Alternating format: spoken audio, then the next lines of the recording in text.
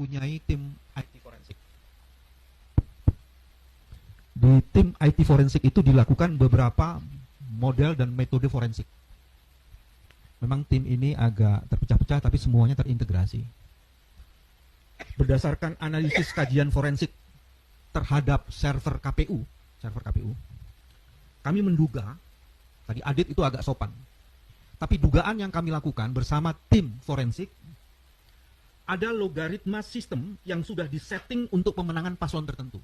Jadi gitu, Dik. Jadi kalau ada revisi di satu TPS, dia akan mengubah TPS yang lain. Ini bukan sekedar angka yang dicatat, tapi sistem itu yang membangun settingnya. Paslon tertentu secara, jadi ada yang sudah disetting, logaritma sistem disetting untuk pemenangan paslon tertentu yang secara otomatisasi di atas 50%. Indikasi kuat ke arah itu dikonfirmasi dengan ditemukannya kecurangan-kecurangan yang terjadi di wilayah-wilayah tertentu. Tadi Adit sudah mengemukakan itu. Nanti mudah-mudahan data saya juga akan. Nah, yang kedua adalah yang tadi ditemukan Forensic C1, dan ini soalnya yang disebut dengan account forensik. Jadi menilai angka-angka itu. Nah, ini sudah dilakukan.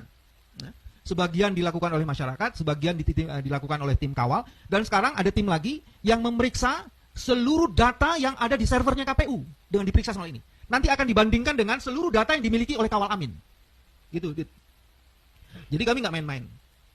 Nah, ini boleh ini salah satu contohnya ya. Coba lanjutkan. Teman-teman sengaja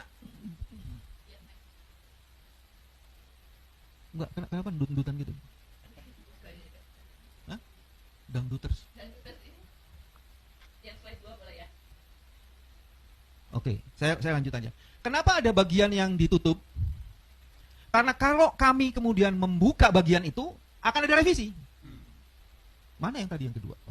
Oh ya, yang satu lagi. Juga akan dilakukan forensik lain. Ini belum bisa dibuka.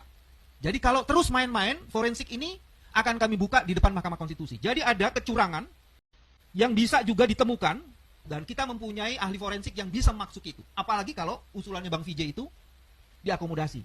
Kita siap dengan tim forensiknya. Karena selama ini audit IT terhadap sistem KPU tidak pernah dilakukan. 2 surat dari tim hukum Amin tidak pernah dijawab. Surat kami kepada Bawaslu untuk mendorong supaya KPU melakukan audit juga tidak dilakukan. Dan analisis kami mengkonfirmasi memang ada sistem yang algoritmanya itu sudah dibangun. Jadi tim yang ketiga bukan tim metode forensik lainnya akan kami lakukan. Dan ini akan dijelaskan nanti di dalam ahli. Karena kalau kita buka sekarang, ya kan? Waduh, dia akan menggunakan itu. Ini menghadapi orang yang curang, culas, dan licik, nggak bisa dibuka semuanya kan? Oke, ya kalau yang ini, teman-teman bisa lihat data di situ. Saya buka data saya supaya saya bisa lihat. Itu kalau dibaca adalah di DKI Jakarta, kota administratifnya saya tutup, sampai TPS-nya sebenarnya kami punya. Dan ini yang tadi saya bilang, seluruh datanya itu berasal dari datanya KPU. Jadi pakai data KPU sendiri nih. Belum dibandingkan dengan datanya Kawal Amin ini. Di situ kelihatan nomor 1, di situ tanya 108, nomor 2 paslonnya 74, nomor 3 16, kemudian berubah. Yang nomor 1 tetap 108, nomor 2 kemudian jadi 748. Jadi ditambahkan itu. Jadi angkanya di situ akhirnya bisa ribuan itu.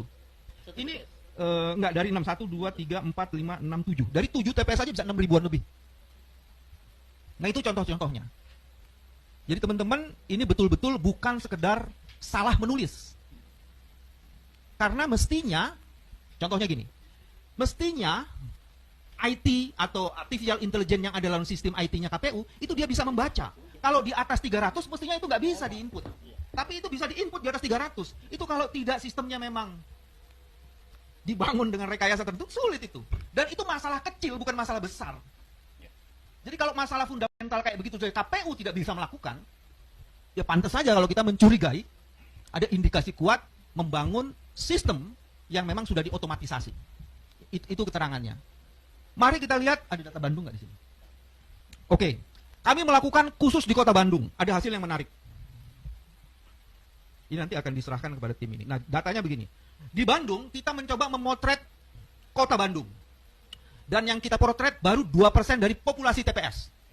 Dan hasilnya ditemukan penggelembungan suara yang kira-kira di atas 2%. Baru 2% dari populasi, kecurangannya itu adalah 2% sampai 3% dari jumlah suara itu. Jadi kebayang tuh. Itu baru 2% populasi, hasilnya kecurangannya itu 2 sampai 3%. Jadi kalau sudah 100% di Kota Bandung, kita bisa perhitungkan. Jadi kira-kira penggelombungannya yang di bawah di populasi 2% yang hasilnya 2% sampai 3% itu udah 1.500. Jadi kalau 100% dibagi 20 dikali aja 50. Ada puluhan ribu. Baru Kota Bandung aja. Dan sekarang ada pola lain. Karena ini sudah ketahuan loncatannya 600, 700, 800 kira-kira di angka itu ya. Sekarang ini penambahannya itu dilakukan, kami menduga gitu ya berdasarkan potret, itu 100-100 setiap TPS. Ada pola, Bos. Ini liciknya luar biasa. Atau biasa di luar.